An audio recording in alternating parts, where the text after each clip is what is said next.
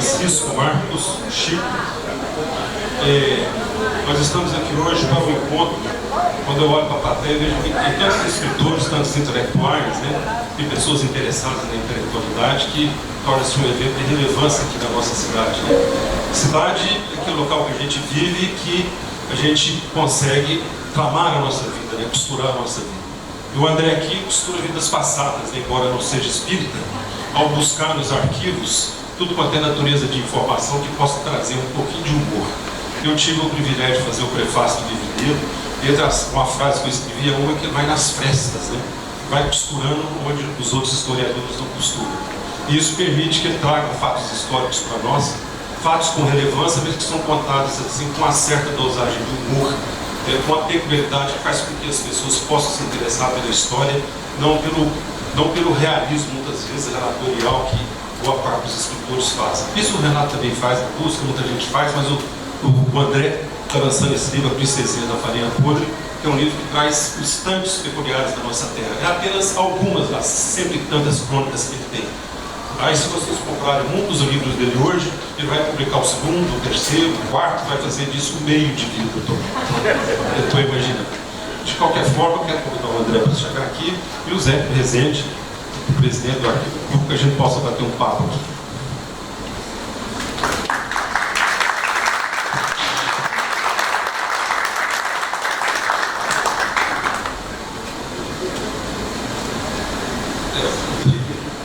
Vou sentar no meio, porque o coordenador senta no meio. Se vocês resolverem brigar, eu tento evitar aqui de alguma forma. De alguma forma é o seguinte, sempre que a pesquisa histórica depende muito do arquivo público, porque muitas vezes a memória oral, a gente não tem acesso às pessoas que leram, obviamente, não estão conosco mais, e aqueles que estão muitas vezes não contam as histórias. E o arquivo público tem registro via jornal. O jornal é uma fonte relativamente fidedigna de pesquisa, porque os jornais são muito influenciáveis e, dependendo de épocas, não nos contam as verdades, né? Então, quando o historiador é obrigado, a partir de jornais, a buscar a história, ele tem que pensar e enxergar além daquilo que está publicado, porque muitas vezes essa costura da publicação ela está envolvida por questões sociais, questões morais, questões financeiras, enfim. Eu peço que com o Dedé você explicar como que começou essa costura, como a palavra costura hoje na Tá bom. Boa noite, pessoal. Muito obrigado por todo mundo que está aqui.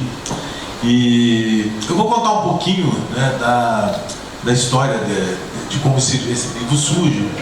Né? Já tem alguns anos que eu, depois de ter trabalhado muito tempo na área editorial, mas mais na área como produtor gráfico, eu comecei a escrever. Eu sou um historiador tardio, né? Depois de velho, quando a gente começa a lembrar da história, né, já não precisa mais procurar, porque uma boa parte das coisas a gente já lembra, então eu resolvi começar a escrever. E me interessei embora eu moro em São Paulo, divido hoje em dia meu tempo entre Uberaba e São Paulo, mas eu fui atrás da história publicada na imprensa de Uberaba. A gente tem em Uberaba uma tradição muito grande de imprensa, né? Quer dizer, tem jornais publicados em Uberaba desde 1874 e uma quantidade muito grande de jornais, cada grupo político tinha seu jornal, e esses jornais, por uma felicidade dos novos tempos aí, eles agora estão muito mais acessíveis. A gente tem os arquivos digitais que a gente vai e consegue ter acesso e encontrar essas edições digitalizadas com ferramenta de busca, com uma série de facilidades que no passado era muito mais difícil de fazer isso. E a gente vai encontrando algumas informações novas que se perderam no tempo, né? E que estão lá, guardadas num cantinho, numa notinha do jornal, uma coisa assim. A outra coisa é que eu sou colaborador de uma página aqui no Facebook, que é Uberaba em Fotos, em que a gente faz um garimpo de imagens antigas de Uberaba e tenta contar um pouco a história dessas imagens e o que cada imagem daquelas revela. Eu gosto bastante de pesquisar, eu falo que é uma arqueologia fotográfica, que é ir atrás das fotos porque a história é escrita por quem pagou para escreverem, né? Então, muito do que acontece não chega a ser escrito. E a fotografia é meio como arqueologia, ela revela, então aparece ali o engraxate que está sentado na esquina da Arthur Machado com a Rui Barbosa, aparece o carroceiro que está passando, o vendedor de pipoca. Tem uma série de personagens que não vão aparecer em outros lugares e aparecem nas fotos da cidade. E a gente juntou esses dois trabalhos e começamos a fazer textos e fotos, e nessa época o Chico Marcos estava no Jornal de Uberaba e ele me convidou para escrever uma coluna semanal, que era Binóculo Reverso, que eu escrevi durante um tempo, toda semana, depois de 15 em 15 dias. Então, a maior parte dos artigos que estão nesse livro, tem 33 reunidos no livro, são artigos que eu escrevi para Binóculo Reverso e que depois foram republicados na Uberaba em Fotos, alguns deles, e a gente teve retorno de pessoas que viveram a história, parentes de pessoas que viveram aquilo ali e que vieram depois entrar em contato e contar, olha, a história da minha avó, a história da minha bisavó, que eu não sabia, que apareceu. Foi muito gratificante fazer isso. E agora, as histórias de jornal tem essa coisa que a gente brinca, né? E fala que jornal, 2 dias depois de publicado, o jornal está embrulhando peixe. Então as coisas que se publica em jornal, elas esvanecem muito fácil, muito rápido. E aí a gente colocar isso num livro é uma maneira de preservar essas histórias durante mais tempo, tá? Então é um livro muito ligado à questão da imprensa uberabense. Primeiro porque ele foi publicado num jornal, segundo porque a maneira de fazer esse trabalho era assim, eu ia atrás nos jornais de Uberaba e numa fonte imensa e pouco explorada da história de Uberaba, que são os textos que o Borges Sampaio escrevia como correspondente para o Jornal do Comércio no Rio de Janeiro. O Borges Sampaio, durante praticamente 50 anos, ele escreve quase que fielmente 2 vezes por semana, pelo menos uma vez por semana, saía lá alguns parágrafos de notícias de Uberaba, do correspondente de Uberaba, que era ele contando coisas do cotidiano da cidade. A formatura de uma escola, um prédio que inaugurou, uma disputa política com a fábrica, uma visita de alguma celebridade que veio até a cidade, tá?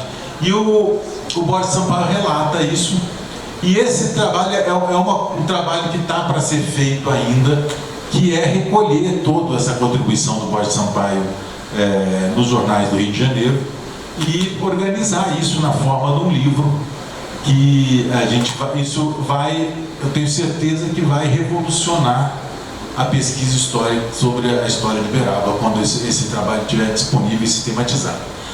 Então, o processo de produção desses materiais, desses textos, era encontrar nesses registros históricos antigos uma história inusitada que aparecia e que a gente depois ia tentando encontrar mais detalhes, contextualizar aquilo e transformar aquilo numa crônica. A primeira historinha que abre, né, do menino que matou o Facínora, né, é uma história que inacreditavelmente foi parar numa porção de jornais do interior dos Estados Unidos, porque é uma história de um matador de aluguel, né, que vivia aqui na região e que todo mundo tinha medo dele, já tinha matado inclusive alguns policiais que tinham ido buscá-lo para prendê-lo, para dar uma voz de prisão, e ele acaba sendo assassinado por um garoto, nos dizeres dos jornais da época, quase criança, que é o sujeito que vai lá e mata o Quarentinha, mata o famoso assassino Quarentinha. Tá? Então a partir disso a gente consegue encontrar mais detalhes dessa história e contextualiza e coloca. E outras coisas, às vezes outras curiosidades, como por exemplo, né, por acaso a gente vai descobrir que o automobilista argentino, Juan Manuel Fangio, pentacampeão de Fórmula 1, tá? Um dos maiores corredores da história, ele não só ganhou uma corrida, como ele completou o aniversário de 30 anos dele aqui em Uberaba. Ele estava disputando uma prova de carreteiras que passava pelas estradas, e uma das etapas era uma etapa que ia de Belo Horizonte para cá, e ele chega em Uberaba na noite em que ele está completando 30 anos, e ele vence essa etapa e acaba vencendo o que foi o grande prêmio Getúlio Vargas de corrida. Ele ganha essa prova, tá?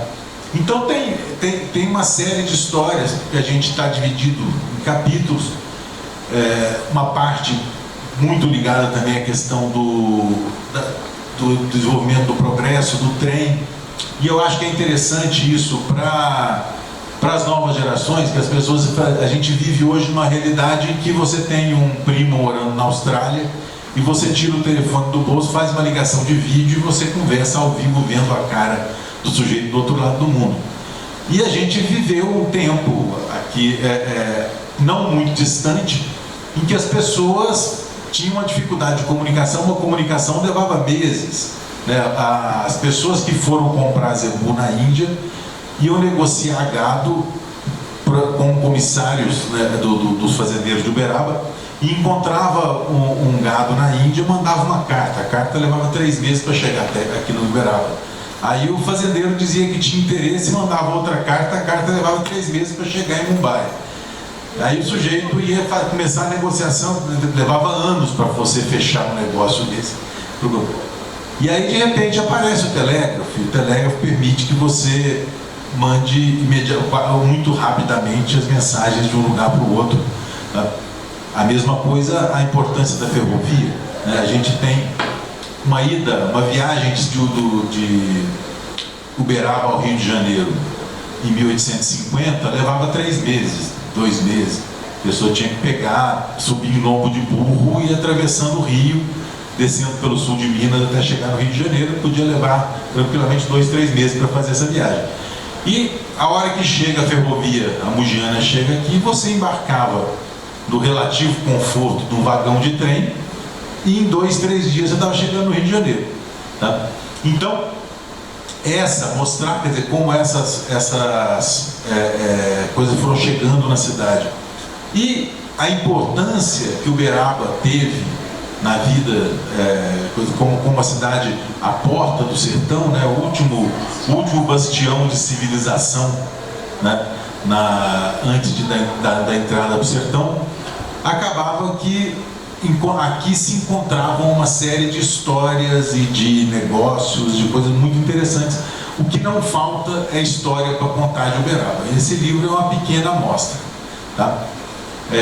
Por fim, para encerrar minha primeira fala, eu tenho uma preocupação que é o seguinte, né? É que hoje, com as mudanças tecnológicas, apesar de todas as facilidades da tecnologia, é mais fácil eu encontrar para pesquisa um jornal de 1903 do que eu encontrar um jornal de 2003. Se eu precisar encontrar um jornal de Uberaba de 2003, eu não tenho disponível para acesso em lugar nenhum, tá? Eventualmente pode ter no próprio jornal isso encadernado em papel, mas não está disponível, tá? Já o jornal de 1903, de onde eu estiver no mundo inteiro, eu entro aqui, digitalizo e pego a versão digital. Então eu acho que a gente tem que levar isso em conta e pensar a importância de preservar a memória, o que é publicado, tá?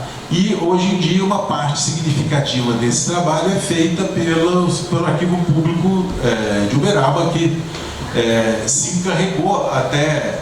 A gente já conversou a respeito disso. Na verdade, é um trabalho mais de biblioteca, de hemeroteca, do que de arquivo, mas na ausência de uma hemeroteca, o Arquivo Público de Uberaba assumiu essa tarefa de preservar a memória da imprensa uberabense,